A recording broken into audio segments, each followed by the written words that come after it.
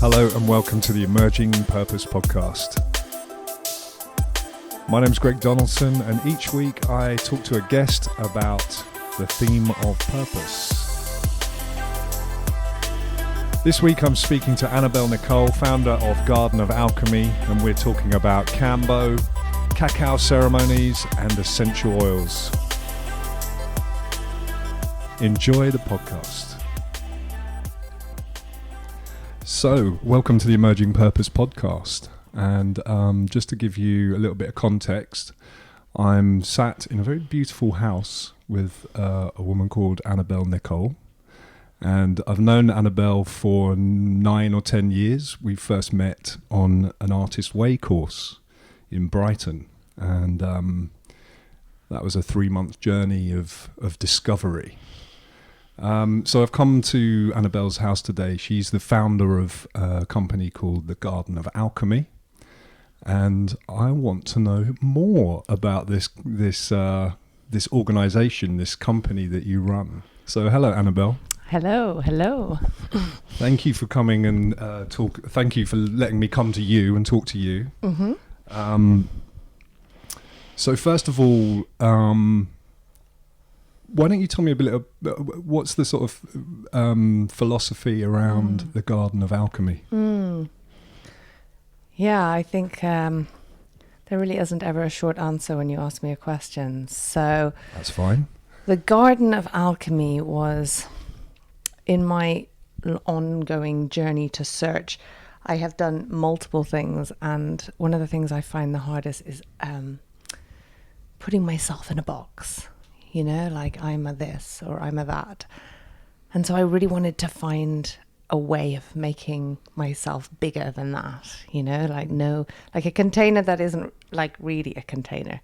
And for me, there was something about the word alchemy, because it's like creates more. There's a sense of combining and fusing, but it also kind of holds the kind of energy of magic. And then the garden is just such a connection to Gaia and to the plants that I love working with. And so the Garden of Alchemy came, and it just suddenly was like, oh yeah, I feel like I could resonate more with being like an alchemist than any other label I've come across. So. Oh, nice. Yeah. Yeah. So on that, we were just sort of, you were saying that actually something about the Garden of Alchemy being a kind of umbrella for everything that you do. And I'm just wondering what that is. I mean, I know a little bit, obviously, but just for our listeners, like, what is it that you offer? So the 3 main pillars. So, if you like, you need 3 of anything, the Holy Trinity, to keep things, you know, beyond not falling down. So the starting pillars were the main things that I've been into. So working with Cacao, plant medicine of the heart, Kambo, which is a plant. Well, an animal medicine from a frog that comes from the Amazon, and essential oils. And then from that, there are other things being birthed and have been created, and my partners now joined forces. So, yeah, but they're the bedrocks, those 3 pillars. Great. Okay, so can we get a little bit further into those? So just to tell the listeners, you know, just before we started the podcast, myself, you and your partner sat and had a little cacao ceremony together. I'd never drunk cacao actually before. I was a raw chocolatier for a while, and so I got into the medicine aspect of cacao. But I must say, drinking it is, and with that sort of more ritualistic intention, there's something very beautiful about that. And I just wondered, how did you come to that? So cacao has been my most exciting of all the medicines to work with in my private life and in my professional life, because it has really kind of allowed me to become myself. It's been a medicine where I really trialed and errored and mixed different things together and different kind of worked with different people, and it's just been more of a play. There's been a lot of play with it, but it's also, I think what I love about it is, unlike the caffeine hit that you get after drinking a coffee that kind of stimulates you and makes you very kind of mentally kind of in a to-do list kind of energy. Cacao still gives you this lovely energy, but it feels like it comes through the heart. And because of that, it has this kind of creative edge to it, which I don't ever feel when I drink coffee. Like I drink coffee if I need to, do my accounts or whatever. Yeah. But because so much of the nature of what I do is this kind of connection to the divine, if you like, or to healing or with people, I find that I need to work with medicines that keep me connected, but also keep me going. So it's not like you drink cacao, though you can. We've done yin yoga with it. We've done meditation journeys with it. It will really merge to where the intention needs to go and amplify the situation. What I see happening is and we can get quite esoterical here, but Great. More esoterical, the better. I see it as one of the first waves of heart-centered consciousness to hit the Western world as a plant medicine. So as we've made a big astrological jump, and in astrology they say, for any of those, if you know the chakra system, they say we've moved from the solar plexus into the heart chakra, and we're still very much at the early stages of that. And when cacao came in, I thought it was really subtle, but now that I've journeyed with a lot of plant medicines, I see that it's actually quite energized.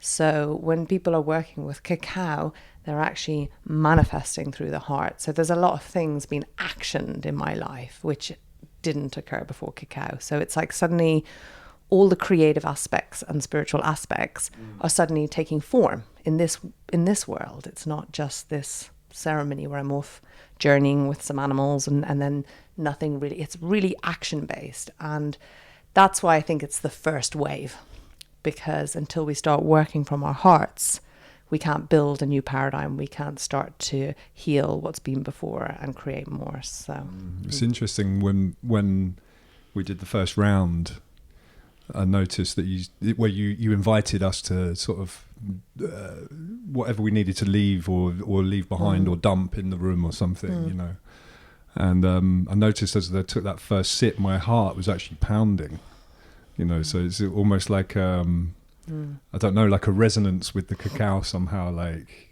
that it's going to bring you into that space. So I kind of completely get that with the heart thing.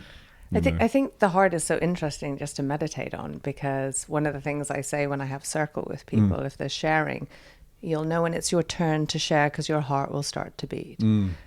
And in the past, we might have associated that with nervousness or fear when our hearts beat. And I think living in a culture that's so adrenalized and so in go energy all the time, we've lost our ability to listen to our heart's beat. And it will actually, it changes its rhythm depending on our emotional state or whether we're running from someone or something. And because we've kind of overused the muscle in the wrong ways, we need to kind of learn how to start to listen to our heart and becoming in tune with that rhythm, that beat, which is, also so connected to our root chakra. So as you start to meditate on the heart, it just starts to teach you so much about this body we live in and how we relate to others. So it does become quite out there. And the more I've been contemplating on what is heart consciousness, I've been starting to ask questions like, what would it look like to do business with heart? And all these various questions that then start to bring up multiple shadows and programs and various old ways to be cleared for that to exist. So essentially you're sort of saying the cacao enables you to step into that more heartful place alongside also your kind of pragmatism and your active daily life or whatever. So there's a sort of almost like a bridge. And it's so that's cacao, and it can be used for me it's quite regular for me because I think I need to do a lot of work on my heart. It's not that I work with cacao so my heart's completely healed and happy. Right. I think I work with cacao because my heart has been so hurt and is in so much pain. To what you need to, you teach what you I think you need so. to learn. That too, and also the fact that it's who doesn't love love, and nice. I feel creating these rituals and ceremonies is a new thing to me that kind of came in kind in the last couple of years, and I realized I had no ritual in my life and no ceremony in my life.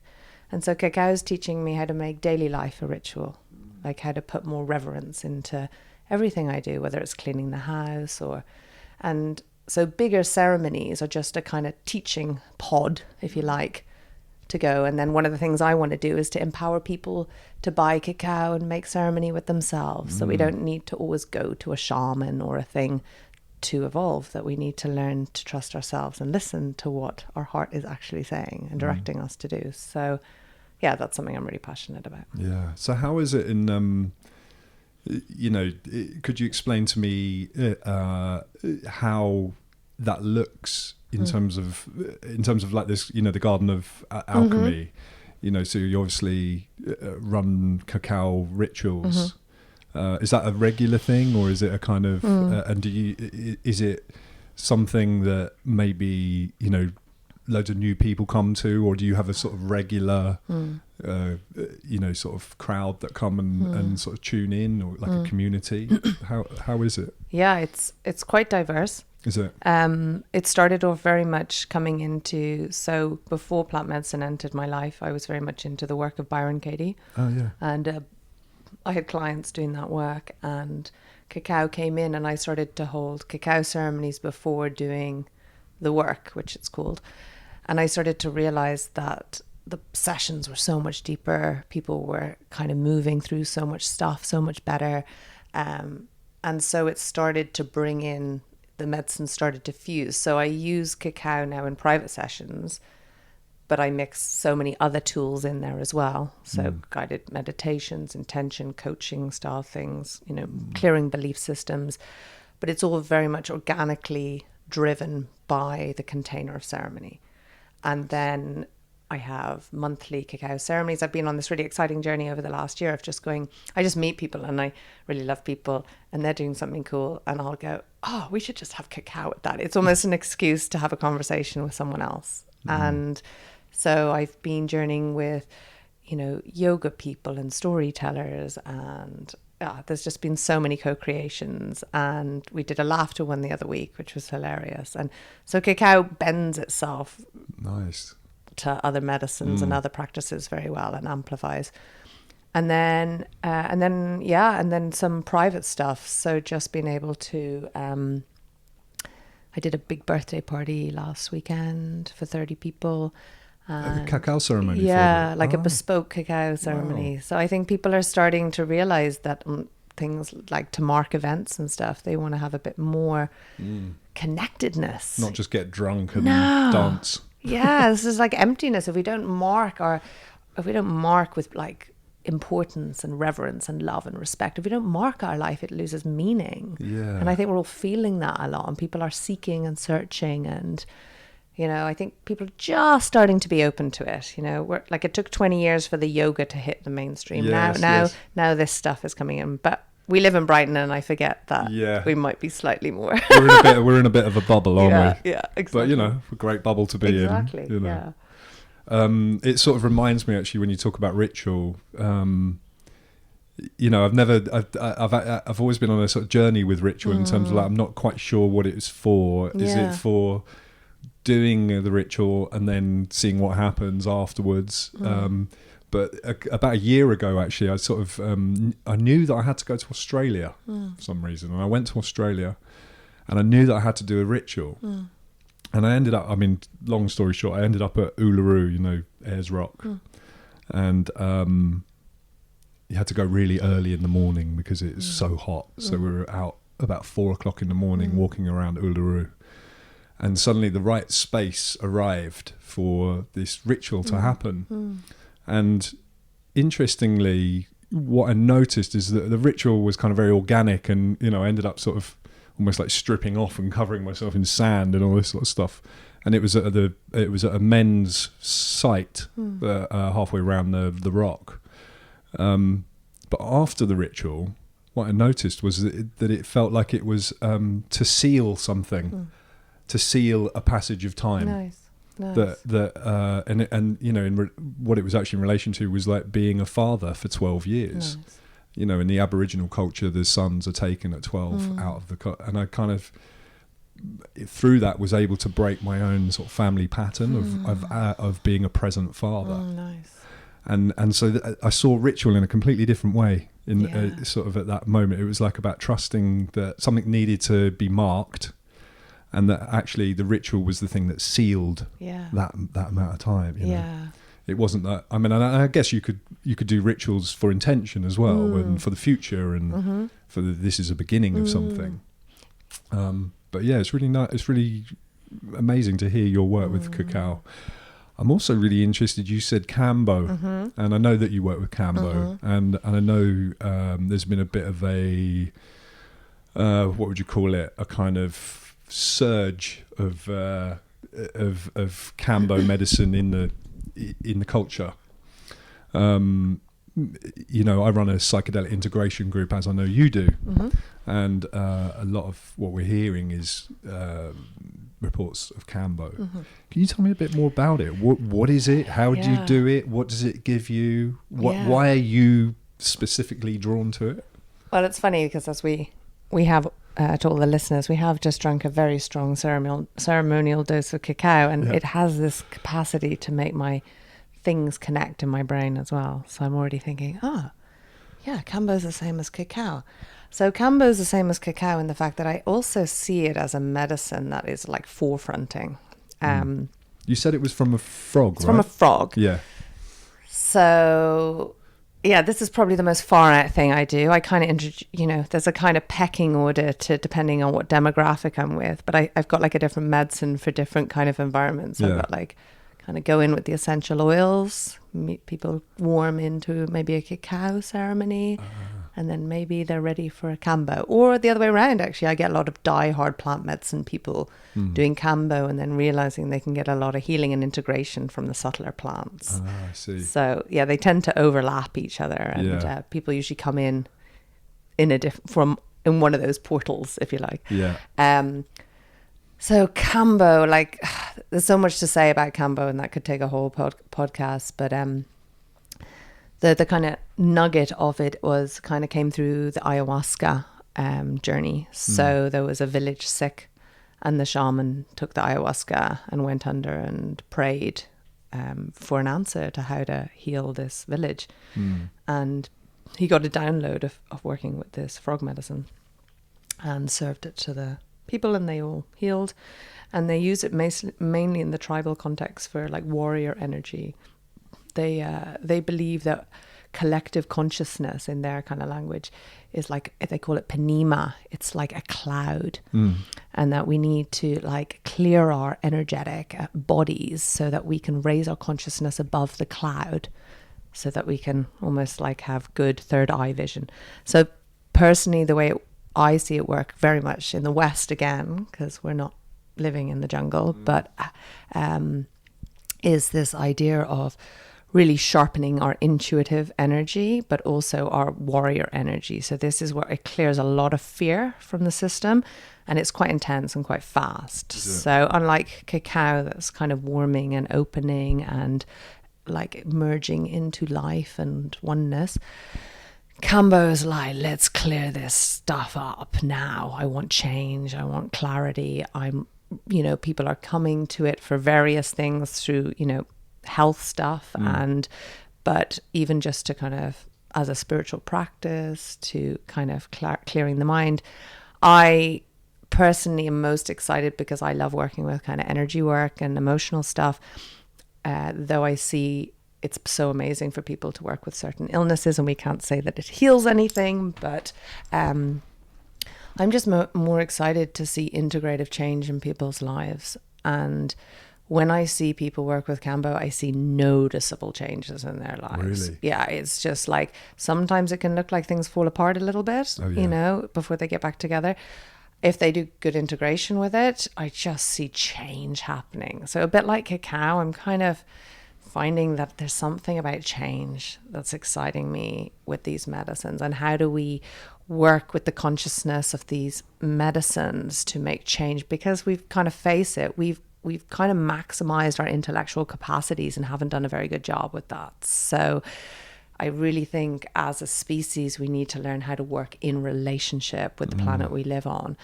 and that maybe that is the highest intelligence that exists, and we need to learn how to interpret that, and that's what we're all trying to do. You yourself, me, is how do we decode this, read this? But what I really like about Kambo is it works on the physical body as well. So, you have a cellular cleanse, it's like a deep detox to the system. So it's a fantastic medicine to clean you and open you before you do larger plant medicine journeys, but it can be just used on its own. And that's something I'm really excited about, because it's often like people might go, oh, I'll do Kambo because it makes me have a nicer ayahuasca journey. And I'm like, just a series of Kambo will make the changes in your life. So you can go and do these big plant medicines if you're looking for some kind of answer. But if you really want to bring that answer in and make kind of change, then you've got to start to look at this physical reality you live in, this 3D matrix, and how are you with your habits and your health and your language and your capacity to sit with pain and not act out or go to addictions. And I just see Kambo working really strongly with these kind of frequencies, which Cacao opens the door, but this goes really deep. So I like to have kind of the two poles, if you like. I'm sort of guessing that your own personal experience with with Kambo had an effect on you in order to want to work with it. Yeah. I'm just sort of wondering, I'm sort of a bit, if you don't want to tell me, that's fine. But I've just I'm interested, like in your personal journey with it. Yeah. So I was, no one's really attracted to become a Kambo. Well, they might be attracted initially because it's quite it's a purging process. Oh, is it? So you are, you take the medicine, you've fasted the night before, you drink a lot of water, the medicine is put on, you're in ceremony, and then you surrender. Your body goes through this kind of intense, like scan and clearing of the cells, and then you purge. How is it administered? It's the outer epidermis of the skin is burnt, and so you burn the skin. Yeah, but not to the blood, so just to the lymphatic system. And then the medicine is placed on, so it works through the lymphatic system. Right. So that's quite intense already. It's a little tiny. Oh, okay. Some people the say idea stings. of it is intense. Yeah, but I think it's just such a medicine of surrender, and so it's empowering in that. So when you go through things like Kambo, it gives you that warrior energy, and I'm a great believer in. We live in samsara, as much as enlightened we think we are. We go through the waves of happiness and sadness, pleasure and pain. It's, the older I get, the more I accept it's an inevitable journey of being human. Whereas when I was younger, there was definitely a chase to, there is this place you can be in that's just happy all the time, Oh, yeah. And then I went through this place of disillusionment, like, there isn't that place. They're lying. And now I'm in a place of like, why would I want to be in that place all the time? It's kind of like how I'm making friends with those emotions we classify as negative.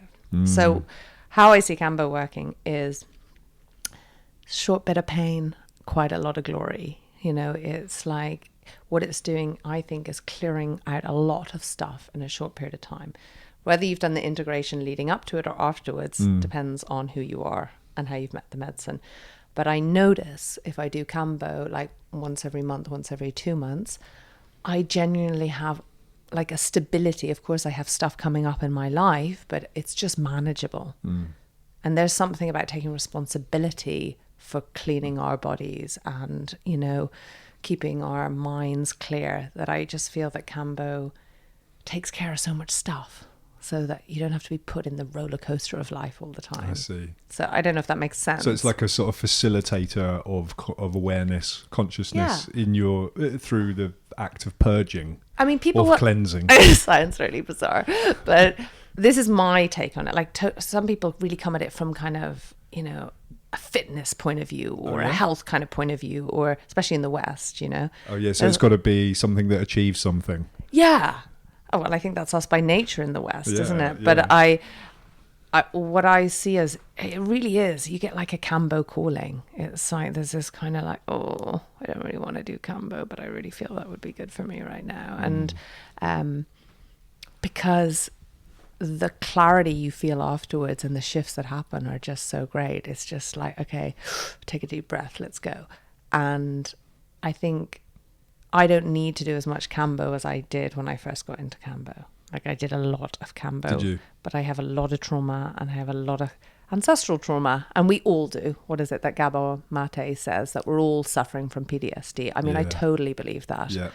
And you really can see it when you work with Kambo. My sensory system has kind of woken up a lot using Kambo. So I can sense things that I wasn't able to sense. My sense of smell is stronger. My sense of hearing is stronger. My eyes are stronger. Like my physical body feels like it operates better. Really? For one. Yeah, that's the kind of main thing. But also then my intuition is better. So I will literally have thoughts that, I wasn't, I haven't done any kind of like shamanic training in kind of working with entities or anything, but I can totally feel that now. I can feel what I'm working with, and it's been such a journey to trust myself. It's not like I've had, the thing with me is I haven't come from a strong lineage. I really feel like I've just had direct teachings through the plants. Oh, I see. So you mean you didn't come through a kind of school of plant medicine? No. I mean, I trained in the Kambo, but it's a a Western way, and it's like a 2-week training for your initial, and then there's another advance. But some people just read it on the internet and do it. But I had already been holding space for years, so that side of things was quite fine. And so I feel that it's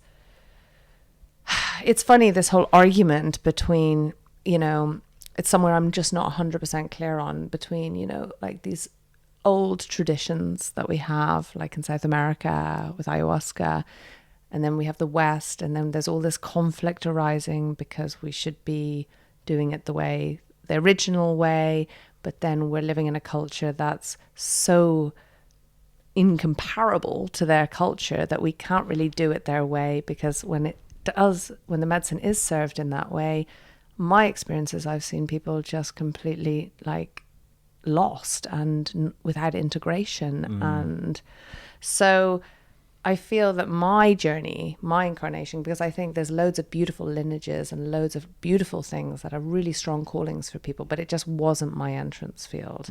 I came very much through the mind. I came through kind of questioning belief systems, logical reasoning, wanting to know why we're here, why do we suffer, what is this stuff? Big questions. Went through a lot of different kind of, the CBT angle of things, kind of trying to law of attraction.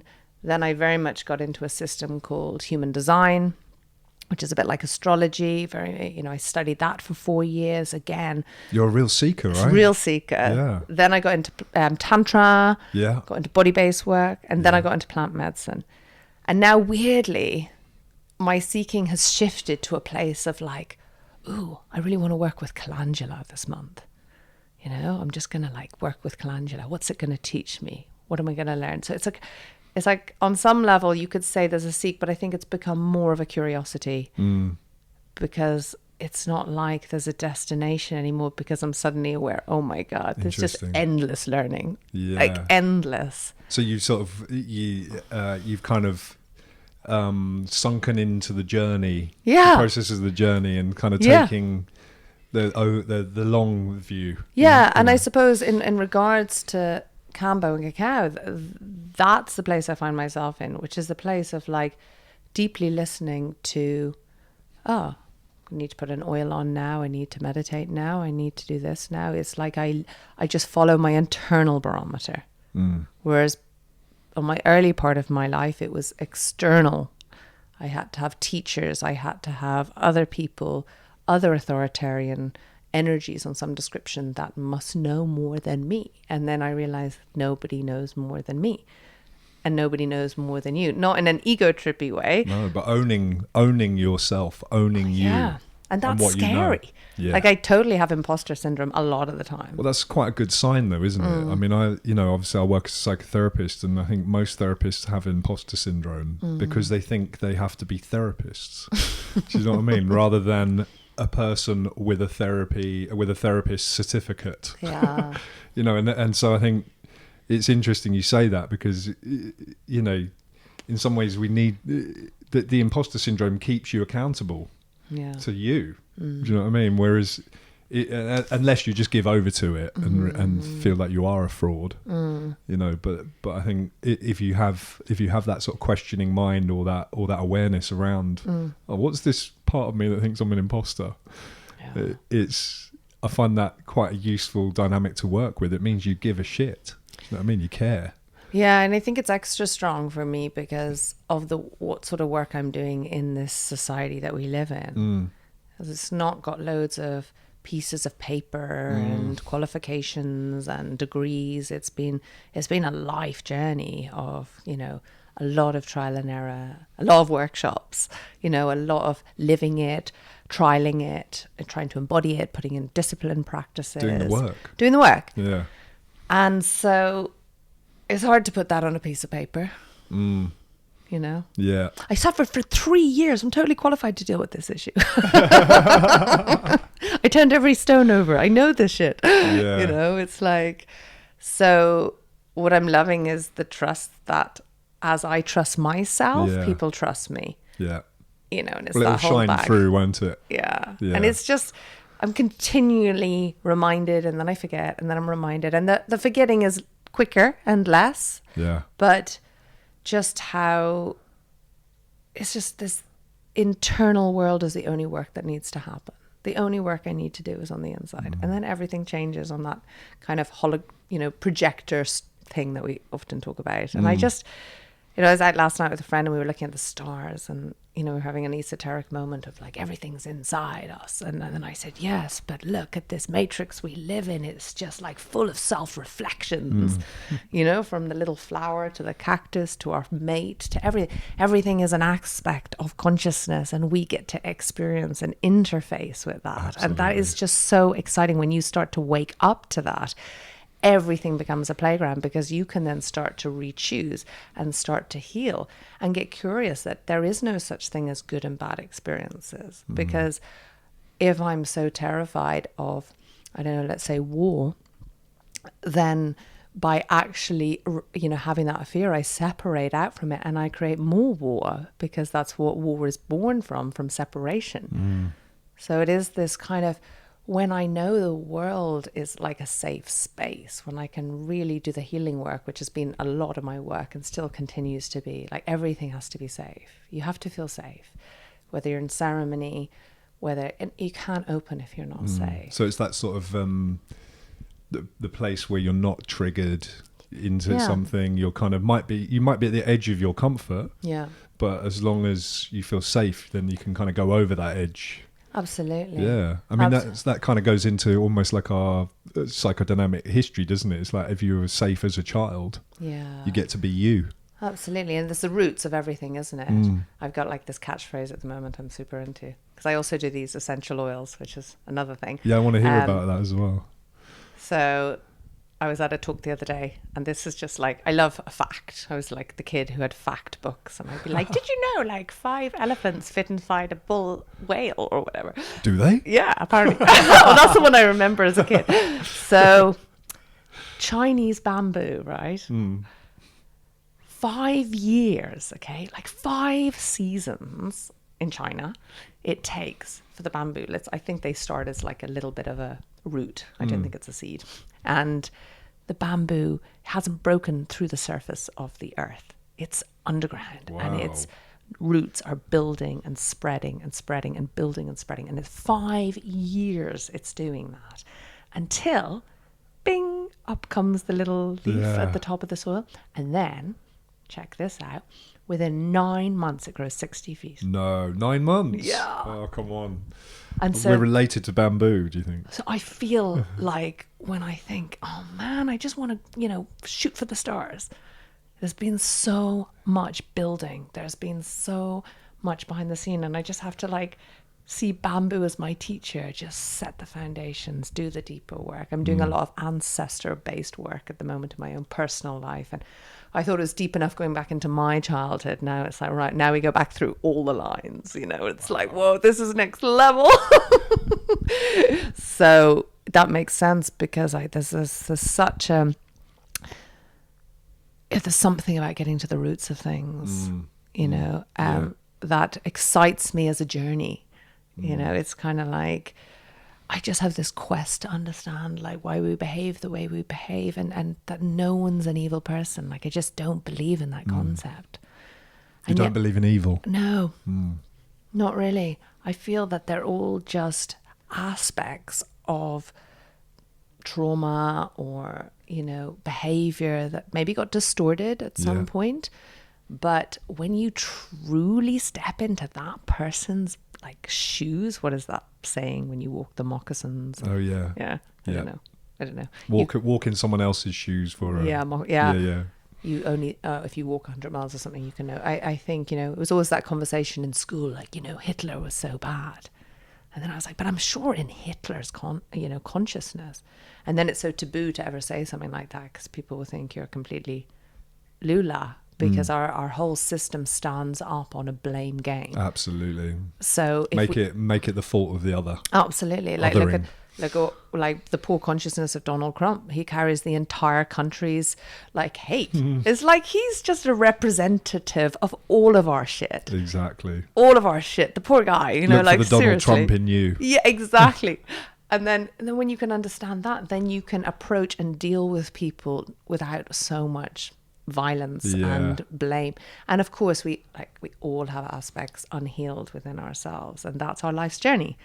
So for me, going back into the ancestors is coming from a place of there are certain codependent structures in my reality that I struggle to heal in 20 years of working on myself around alcoholism and the codependent structures that set up around that.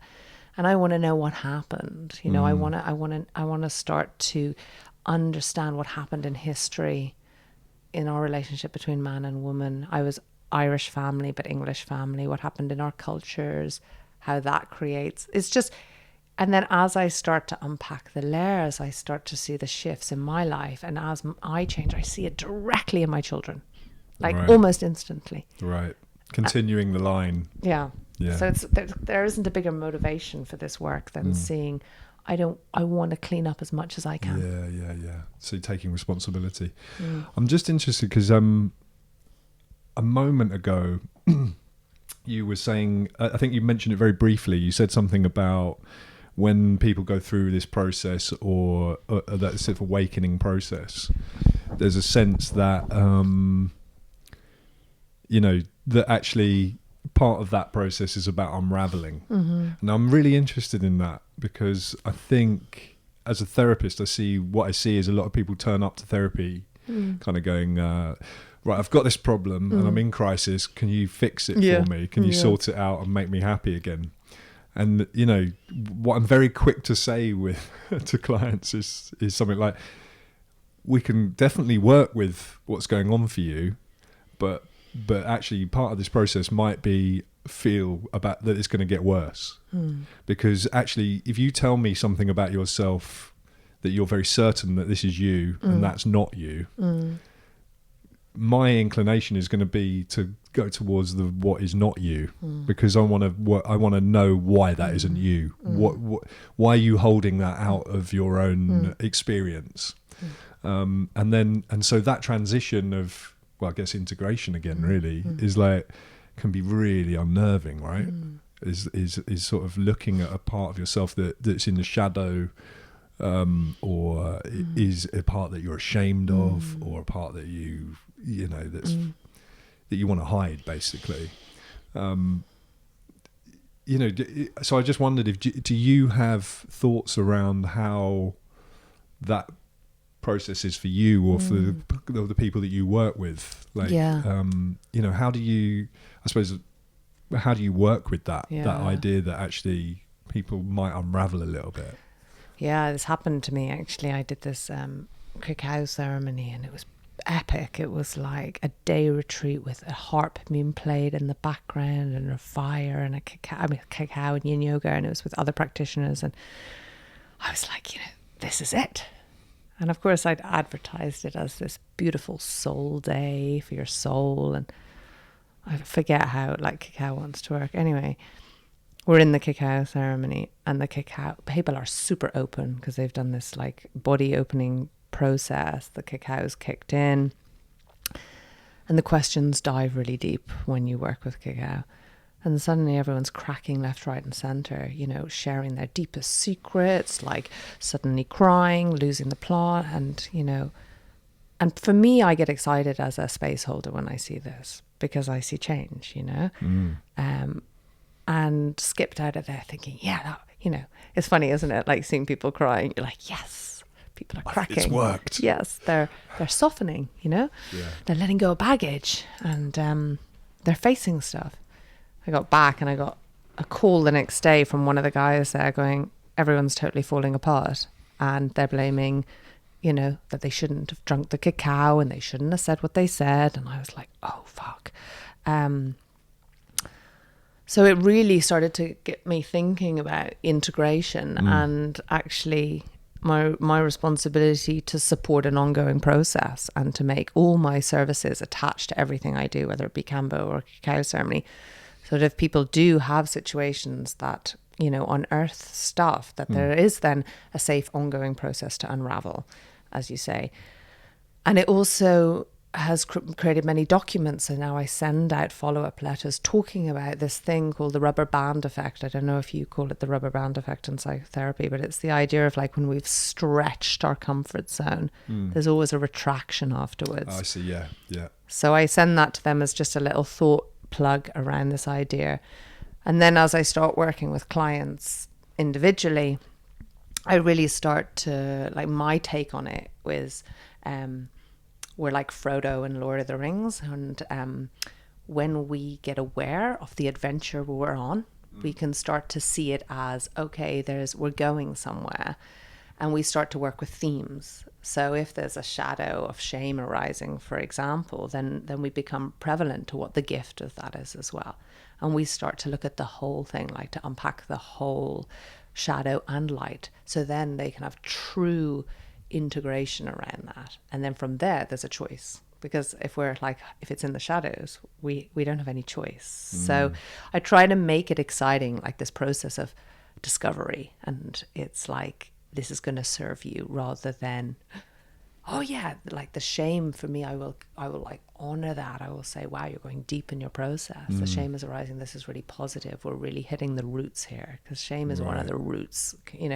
Mostly when you go to shame, you're really, really at the bottom of it. It's one of the heaviest frequencies. And when you work with plant medicines, you start to really see emotions as energy frequencies, and they carry like certain densities and certain flavors, and there are certain frequencies that are just really heavy. And so if someone can sit in shame in your presence, that's a level of healing that's happening. And to be able to acknowledge that in the other, and to be able to go, you can do that, you can hold that, you can be with that, and you can feel that.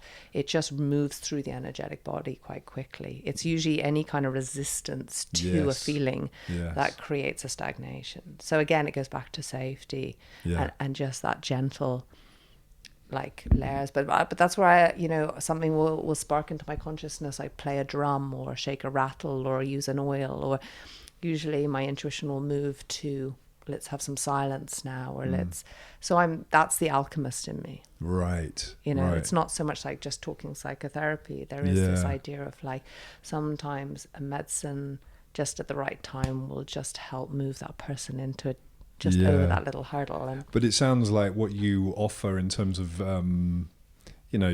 setting up the space or what you offer the participants is a kind of, almost like I kind of want to say reality check, in terms of like, this isn't about just taking something and feeling good. Oh yeah, no. This is going on a journey, and it could be the heroic journey. Yeah, it's like the hero's journey. The hero's journey, yeah. So it's like that's not always going to feel great. No. But part of the awareness around that and maybe I'm guessing what you offer in support is that, let's go to these places and be in them, and actually, and like you say, be in a safe environment to do that. Yeah, but also then there's this exciting kind of, not only in the unraveling, but there's an exciting like landing of creativity and connection. And I think one of the strongest things I have with clients who work long term, and most people who sign in work long term, because I think they feel with the nature of the work, they need to relax their nervous system.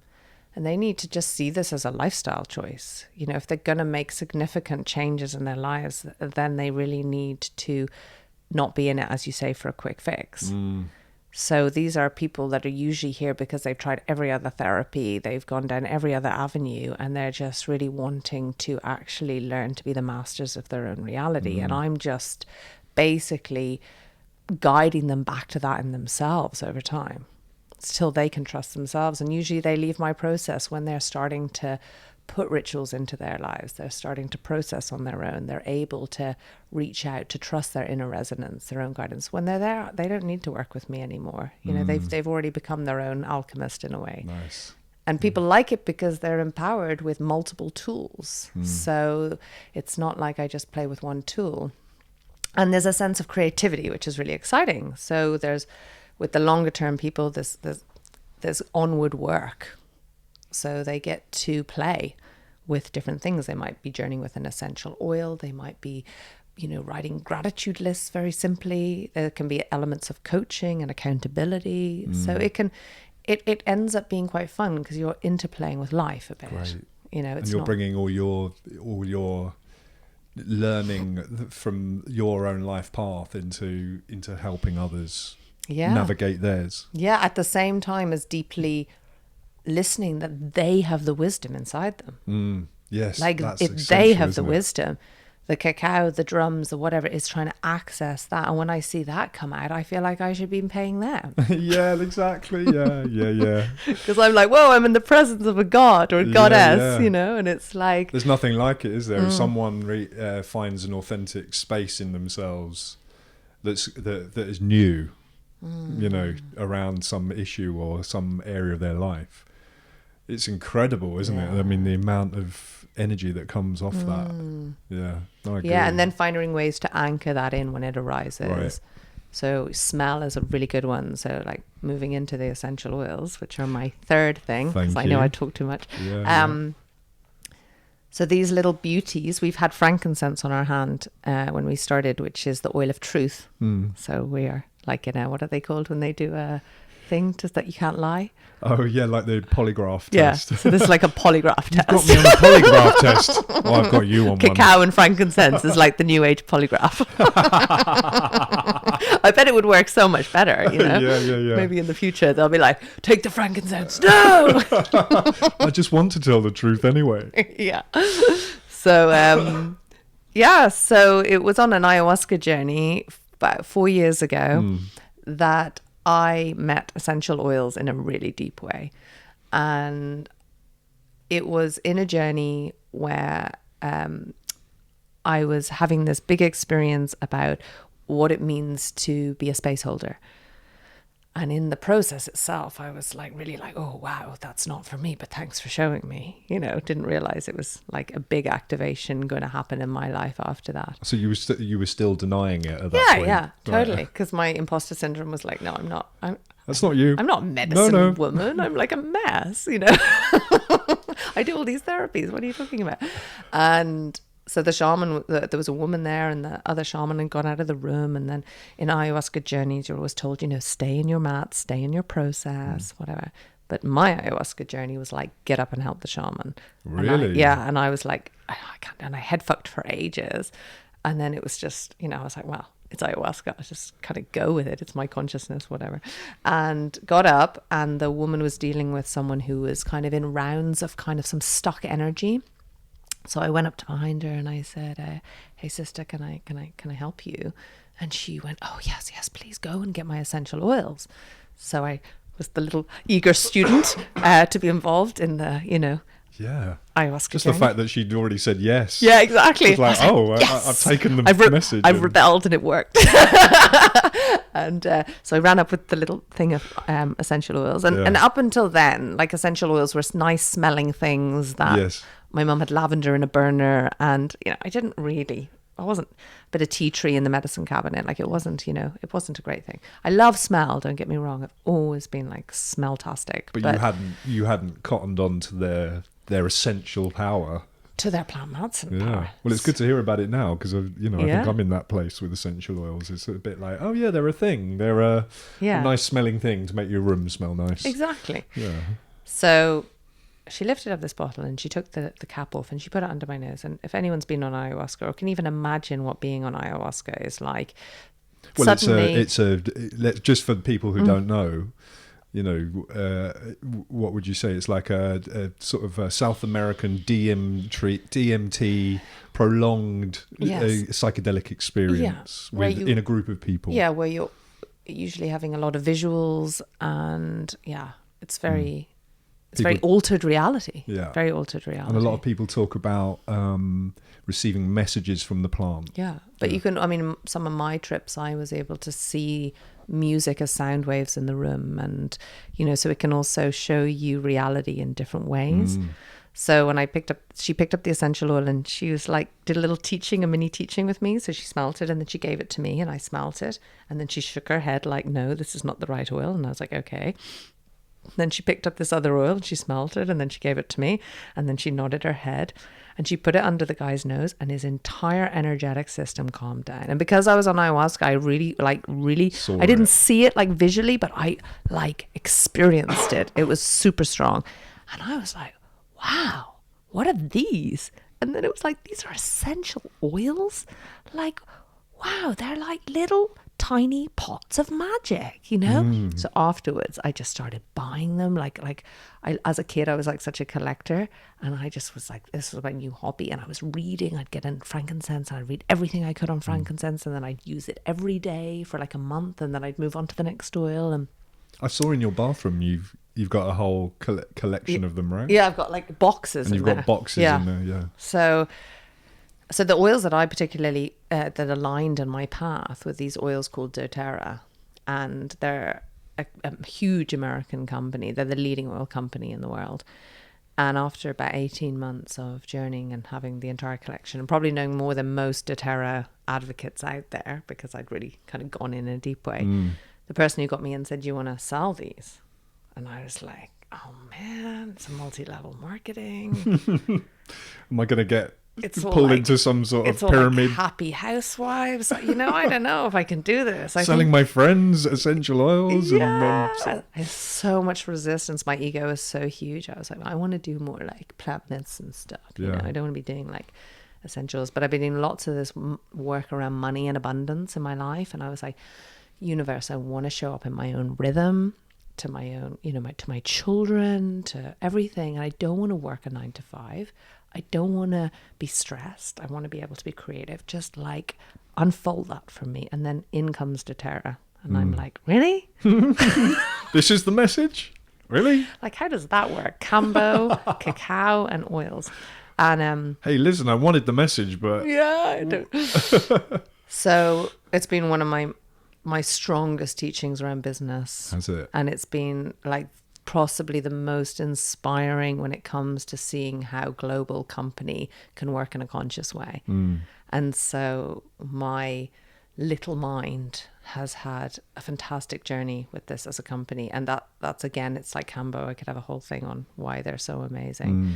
But these are used all day long. Like they are part of my life all the time. Really? They're my best friends.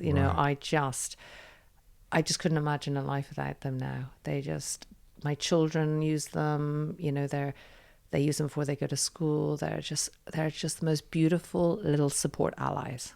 Very subtle. So let me ask you how, for someone listening out there that's, had the same sort of view in terms of like, oh, essential oils, it's nice to make the room smell nice and blah, blah, blah. What would you... How would you suggest that people get started on the sort of essential oil journey? Is it about tuning into going and smelling a few and sort of tuning into something they might feel resonate with, or Yeah. So first they have to buy it through me. That's like there's the sales pitch. gardenofalchemy.com. So really, I only can speak from my own experience. And I wouldn't go with another. Essential oil is the only system that doesn't have a regulatory. But what's it called? I can never say this word. Regulatory. Regulatory. Yeah, it's a dyslexic moment. Regular. I can't do it. You know what I mean? That word. Yeah. So doTERRA came in and it created 3 levels of testing, 2 in-house and 1 out-of-house, to make sure that the oils were 100% pure and they hadn't been adulterated or whatever.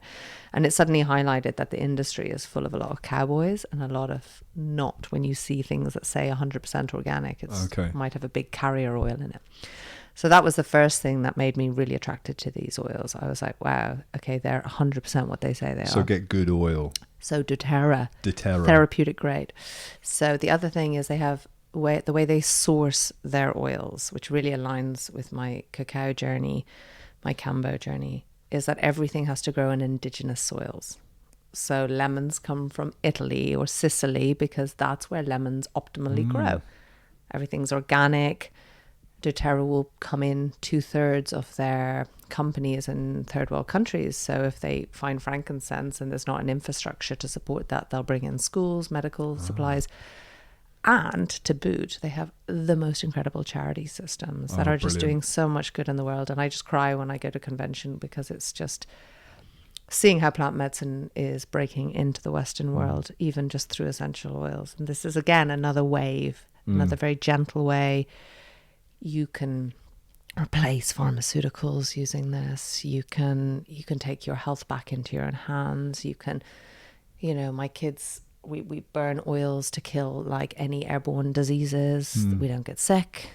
I just really think we're at a point where we've realized that we've been conned quite a lot, and that oregano, for example, is a natural antibiotic and it's antiviral. We're always told when we go to the doctor, there's nothing for a virus. But with essential oils, their chemistry can penetrate cell walls. So they're medical kits in a way, the real deal. They're the immune system of the plant. You can learn, there's loads of science links on my website if you're really into the science of it. So they're more than a smell. They're a medicine. And not only do they work on the emotional body as well. So they're just, So someone approaching for the first time. Go back. So you go to the website. Yeah. You buy a kit. A kit. Yeah. So there's a base kit that they've designed, which is super clever because it's like 10 oils that do over 300 things. Right. And then they absorb a wholesale price into it and they give you the oils like 50% cheaper. But what you get with a kit is you get a free hour of my time. So you buy this kit, you've got it for 2 weeks, and then we have like a call on Zoom, and then I say, okay, what's going on with your family? What's going on with you? I show you how to use the oils. I show you how to, send you to all the books and all the links and all the resources so you start empowering yourself. And so the whole idea is like, it's a successful multi-level marketing because it's selling a product. It's not selling a business model, which is what a lot of multi-level marketing systems do. And because they sell themselves, because they work and they're awesome. Great. And so they want to be a household name. That's their movement, and they're faster growing than Amazon, Are they? Yeah, they're awesome. It's so inspiring. And I just got to park some of my, cool stuff because, it's like middle-aged is the new cool, I'm really glad of that. Yeah. No, it's amazing to hear your journey with them. And I suppose what comes across as you talk about it is your sort of sense of passion around it, which brilliantly, and of course, leads us to, the question, that I really want to be asking everyone who's, who I interview really, because I'm very interested myself in purpose. Yeah. Now, I just, I don't really know how to frame this question, but I can see that you're, and I can sense that you're in your purpose. And I just wondered, just to sort of almost like round off where we're up to in this conversation, is that, you know, and it's quite a big question actually. Yeah, it is. You know, and it changes. And it changes, of course. You know, what's been your relationship to your purpose, and how, you know, how have you sort of navigated that? You know, I'm a master at giving 3 questions at once, but you know, so like, you know, how did you find your purpose? What was your journey with it, and how do you see that in terms of your expression into the outside world? Do you see what I mean? So, in my most moments of reverence and connectedness and tuned inness, I would say that purpose is living a present orientated life. And in my humanness of, you know, not always being in that place, I would say my purpose is finding something that brings meaning to my life and creates change. And my journey there came from a need to find answers for questions and pain that didn't get solved by anything that anyone told me or said to me. And that felt like there was a spirit inside me that came through this lifetime that wasn't going to rest until it reached some kind of place. And that sort of place is starting to embody now. And that looks like relaxation. And it's not there 100% of the time. No way. I love when I came in earlier, I saw that you had 2 tortoises, and that you mentioned that it's quite amazing to have tortoises around to remind you to slow down. Yeah. And I just thought that is absolutely brilliant. I kind of want to go out and get a tortoise. Yeah. You know, just to sort of meditate on. Because it just feels like everything happens in the relaxation. Yeah. You know, and yet what happens for me in the relaxation is a billion ideas drop in and 100 transmissions. And then I go, oh, exciting. Let's go make some stuff, you know? Yeah. And then I stop relaxing again. And so my journey at the moment is how to, you know, keep bringing that relaxation into the doing. You know, it's super easy to go on a retreat and unwind and relax, or create rituals even around relaxation. But actually, it's not about that. It's about how you relax in the doing. And that is, I don't know, I think I'll be spending the rest of my life, you know, on that. But it feels like that's got a great purpose. Yeah. You know, and that this whole purpose thing, I've seen that a lot with my partner. I don't know if the masculine has it more strongly than the feminine or whatever. Or the deconditioning might be a little bit different for the masculine based on our historical thing around, you know, purpose equals what you do, you know. And I think it's very easy when you have a spiritual orientated life or something to do with helping people to think that's my purpose.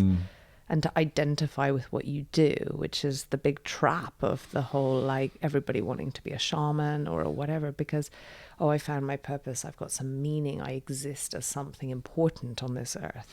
Oh my God, I'm cringing because of my own relationship to that as, like, you know, becoming a psychotherapist. Suddenly my purpose, I found it. It's, you know, but actually, you know, just to go underneath that a little bit, it's not about the thing that I am.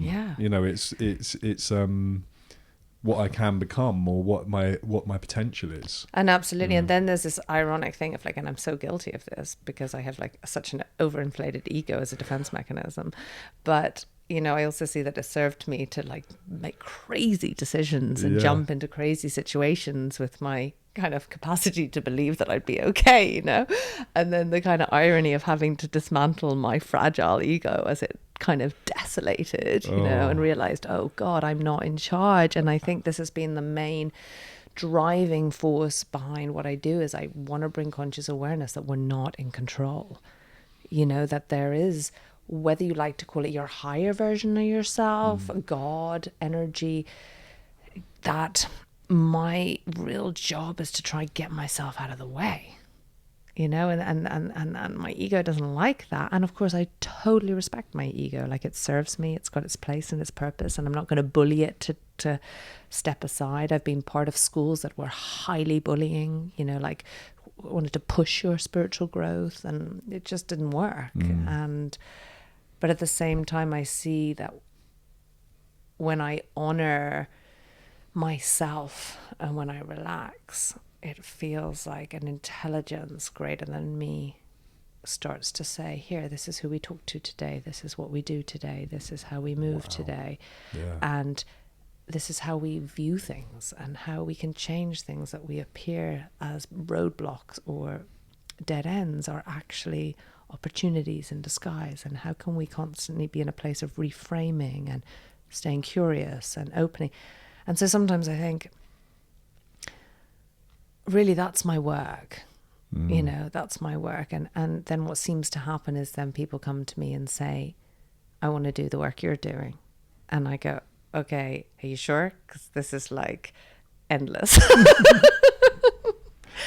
But I think there's something really reassuring about, I've really touched on nihilism this lifetime. You know, I've really gone to places of like, what is the fucking point of this? Right. It's just like some kind of game console we're in, you know, and the structures of the matrix are too fucking thick. It's never going to change. It's too depressing. Like, you know, I can really go there. And so you've touched meaninglessness. I've totally touched. I've swam in it, you know, and I've really experienced implant medicine journeys. And I really think it's part of my path to be able to go from the spectrum of nihilism into just hope.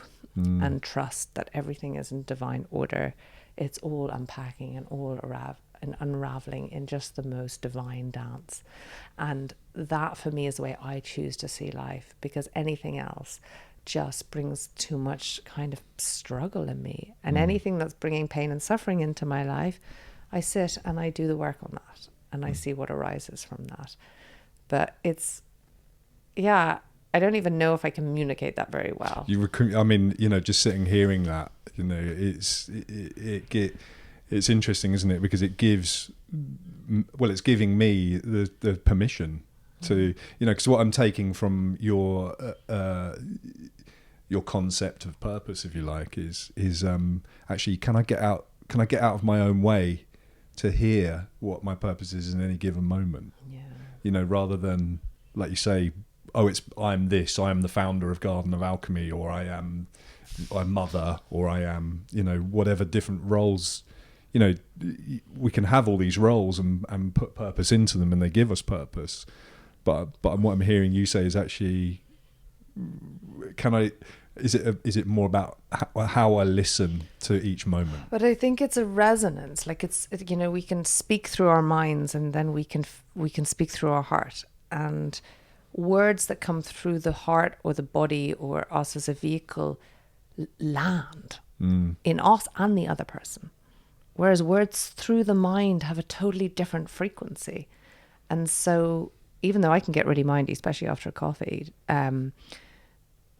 what I really am starting to notice is that I can, because I've touched on my truth, I can start to see when others are in their truth and others are being authentic. And that really helps when I'm holding space, because I can see where the masks are and all the defense mechanisms on, and not in a place of like deep compassion that they feel it's not safe to be themselves, that it's not safe to be authentic. And so this journey in, do I dare be myself? You know, do I dare? And I see this so much in my 10-year-old child, for example. She is just such an empath. She's super sensitive to the world. And to guide her through that is such a challenge when my 10-year-old self had to armor up very hardcore and face life in a way that never had the opportunity to know what sensitivity felt like. Like, I'm only unpacking to reach that now in my life. With your 10-year-old. Yeah, and it's seeing it in her. It's like, wow, this is a natural thing that exists in children. All children are sensitive. They're able to sense energies. They're able to tune in. And us adults come in and we shut that down for them.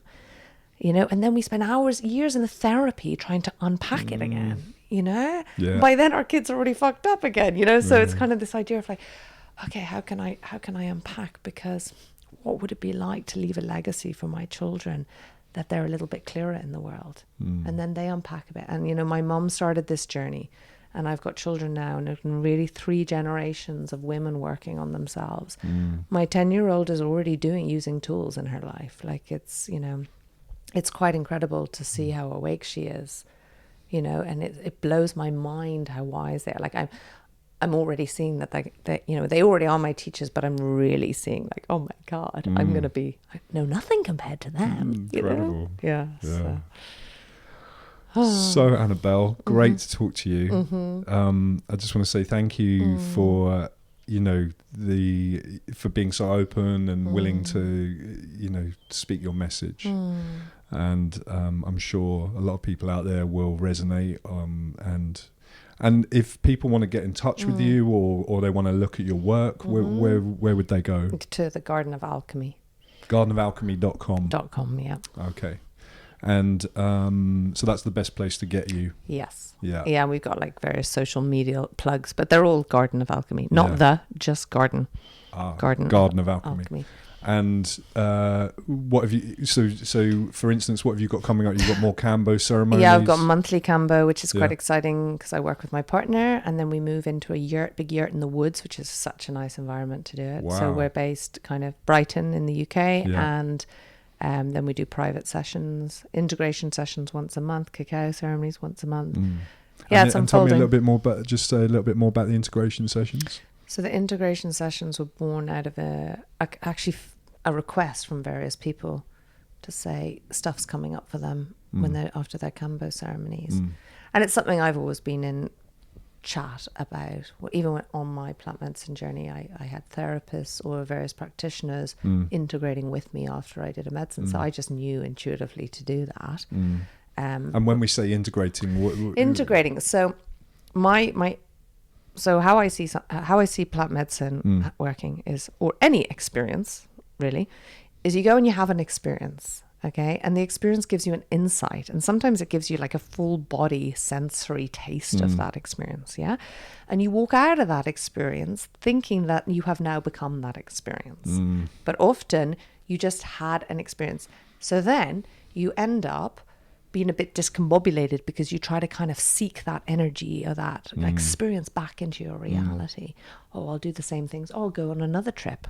You know, and then you end up being a plant medicine junkie. Yeah. I don't think we need to do that much plant medicine. And you see people going back for round after round. I agree. Because they don't do any integration. So integration is the point where you take the vision of the experience and the embodiment, and you start to look at, how do I bring that into my life? How do I start to embody it? So when you reach embodiment, it's when it's become a lived experience for you. It's like, it's not just in the unconscious or out there. It's become, oh, now I'm a person who trusts myself. Who would have thought when I did my buffo journey 2 years ago and I intended to trust myself, it would take me 2 years to integrate that. Yeah. Because I was so many layers of places where I didn't trust myself. And why? Because I didn't trust my parents and they didn't trust their parents. And there was just so much distrust. And anyway, trust came from listening to something deeper, you know, than all the logic of decision making. And so I spoke to you at the beginning when we were having cacao, and I said how strongly I work with containers, because I didn't have a really good masculine container from my childhood. Actually, I didn't have any masculine container. And so I have spent my whole life trying to find masculine containers, usually in other people or other situations or other groups. And then I realized on that journey that, oh, okay, now I have to create my own container because I have no model. And in some senses, that's been the biggest blessing of all, because having nothing, I have nothing to dissolve. So I have literally had to trial and error and figure out this kind of crazy little container to live in. And the things that I've discovered on my little voyage have been intentions, creating an intention, creating safety, starting to work with themes. So then we're aware of what are we integrating. So then when we become embodied, we've got a ritual, we've got a marker. So we start to understand and we start to take authority and, in the nicest sense, control of our lives, but not in a the negative aspect of control. Yeah. And it's full on practice of staying conscious and aware, and a lot of witnessing. Yeah, so I suppose what comes across there is actually what you're saying is actually take the work seriously. I mean, but not too seriously, because that's a shadow too. But any experience on any plant medicine is that moment, and actually the work kind of comes after that. And that's our invitation, isn't it? Is to do that work. Absolutely.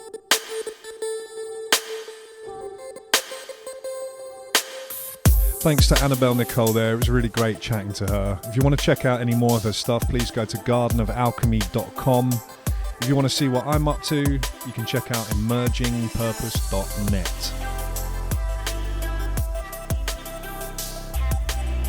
Thanks for listening to the Emerging Purpose podcast.